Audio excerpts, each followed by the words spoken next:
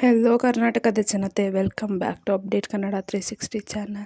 So Gruhalakshmi ಯೋಜನೆಯ pending ಹಣ ಬಿಡುಗಡೆ ಆಗಿದೆ. ಇಷ್ಟು ದಿನ ಯಾರ್ಯಾರಿಗೆ ಹಣ ಬಂದಿರಲಿಲ್ವಲ್ಲ, ಸೊ ಅಂಥವ್ರಿಗೆ ಹಣ ಜಮಾ ಮಾಡ್ತಿದ್ದಾರೆ. ಸೊ ಇದ್ರ ಬಗ್ಗೆ ಎಲ್ಲ ಡೀಟೇಲಾಗಿ ತಿಳಿಸ್ಕೊಡೋಣ. ಮತ್ತು ಎಣ್ಣೆ ಕಂತಿನ ಹಣ ಯಾವ ಜಿಲ್ಲೆಗೆ ಬಂದಿದೆ ಅಂತಲೂ ತಿಳಿಸ್ಕೊಡ್ತೀನಿ.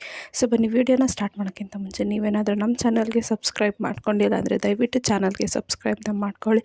ವಿಡಿಯೋನ ಆದಷ್ಟು ಶೇರ್ ಮಾಡಿ. ಈ ವಿಡಿಯೋಗೆ 100 ಲೈಕ್ಸ್ನ ಪಡ್ಕೊಳಕ್ಕೆ ಹೆಲ್ಪ್ ಮಾಡಿ ಅಂತ ಕೇಳ್ತಾ ವಿಡಿಯೋಗೆ ಲೈಕ್ ಕೊಟ್ಬಿಟ್ಟು ವಿಡಿಯೋನ ನೋಡಿ.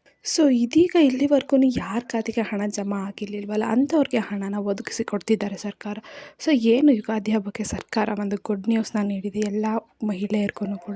ಸೊ ಇಲ್ಲಿವರೆಗೂ ಯಾರು ವಂಚಿತರಾಗಿದ್ದರು ಗೃಹಲಕ್ಷ್ಮಿ ಯೋಜನೆಯಿಂದ ಹಣ ಪಡ್ಕೊಂಡಲ್ಲ, ಸೊ ಅಂಥವ್ರಿಗೆ ಗೃಹಲಕ್ಷ್ಮಿ ಯೋಜನೆಯ ಹಣನ ಬಿಡುಗಡೆ ಮಾಡ್ತಿದ್ದಾರೆ. ಸೊ ಇದೀಗ ನೀವು ಏನಾದರೂ ಒಂದಷ್ಟು ಪ್ರಮುಖ ಚೇಂಜಸ್ನ, ನೀವು ಬದಲಾವಣೆಗಳನ್ನ ಏನಾದರೂ ನಿಮ್ಮ ಖಾತೆಗೆ ತರುವುದರ ಮೂಲಕ ಪೆಂಡಿಂಗ್ ಹಣನ ನೀವು ಪಡ್ಕೋಬೋದು.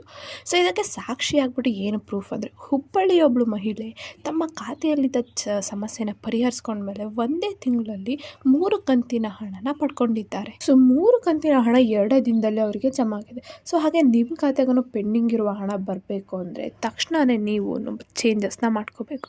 ಸೊ ಯಾವ್ಯಾವ 2 ಪ್ರಮುಖ ಚೇಂಜಸ್ನ ನೀವು ಮಾಡ್ಕೋಬೇಕಂತ ತಿಳಿಸ್ತೀನಿ. ಸೊ ಒಂದು, ಅಂಚೆ ಕಚೇರಿಯಲ್ಲಿ ನೀವು ಖಾತೆನ ತೆರೆಯೋದು.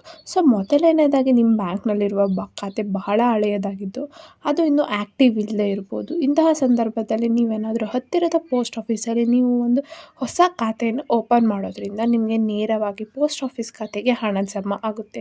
ಸೊ ಯಾರ್ಯಾರೆಲ್ಲ ಪೋಸ್ಟ್ ಆಫೀಸಲ್ಲಿ ತೆಗೆದ್ಮೇಲೆ ಎಷ್ಟೋ ಕಂತಿನ ಪೆಂಡಿಂಗ್ ಹಣನ ಅವರು ಪಡ್ಕೊಂಡಿದ್ದಾರೆ.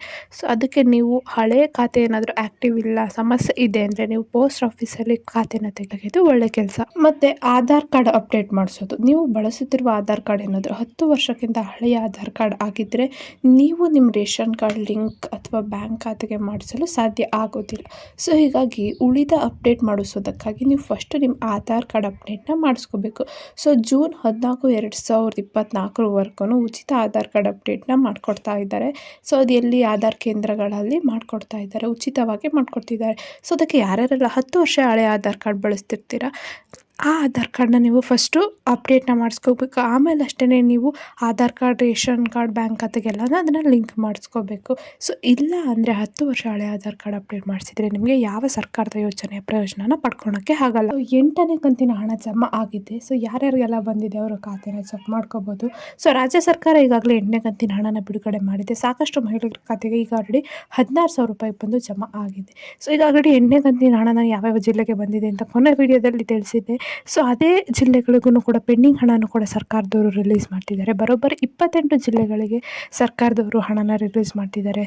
ಲೈಕ್ ಚಾಮರಾಜನಗರ, ಚಿತ್ರದುರ್ಗ, ಹಾಸನ, ಹಾವೇರಿ, ದಕ್ಷಿಣ ಕನ್ನಡ, ಯಾದಗಿರಿ, ಆಮೇಲೆ ಬಳ್ಳಾರಿ, ಸೊ ಹೀಗೆ ಮುಂತಾದ 28 ಜಿಲ್ಲೆಗಳಿಗೆ ಸರ್ಕಾರದವರು ಹಣನ ರಿಲೀಸ್ ಮಾಡ್ತಾ ಇದ್ದಾರೆ. ಸೊ ನೀವು DBT ಮೂಲಕ ಮನೆಯಲ್ಲೇ ಕೂತ್ಕೊಂಡು ನಿಮಗೆ ಹಣ ಬಂದಿದೆಯೋ ಇಲ್ವೋ ಅಂತ ಚೆಕ್ ಮಾಡ್ಕೋಬೋದು. ಸೊ ಈ ವಿಚಾರ ಬಂದುಬಿಟ್ಟು ಯುಗಾದಿ ಹಬ್ಬಕ್ಕೆ ಸರ್ಕಾರ ಕೊಡ್ತಿರುವ ಭರ್ಜರಿ ನ್ಯೂಸೇ ಅಂತ ಹೇಳ್ಬೋದು. ಸೊ ಮಾಹಿತಿ ನಿಮಗೆ ಇಷ್ಟ ಆಯಿತು ಅನ್ಕೊಂತೀನಿ. ಇಷ್ಟ ಆದರೆ ದಯವಿಟ್ಟು ಚಾನಲ್ಗೆ ಸಬ್ಸ್ಕ್ರೈಬ್ನ ಮಾಡಿಕೊಂಡು ವಿಡಿಯೋನ ಆದಷ್ಟು ಶೇರ್ ಮಾಡಿ. ಫಲಾನುಭವಿಗಳಿಗೆ ಏನೇ ಪ್ರಾಬ್ಲಮ್ ಇತ್ತಂದ್ರೆ ಕಮೆಂಟ್ನ ಹಾಕಿ. ಧನ್ಯವಾದಗಳು.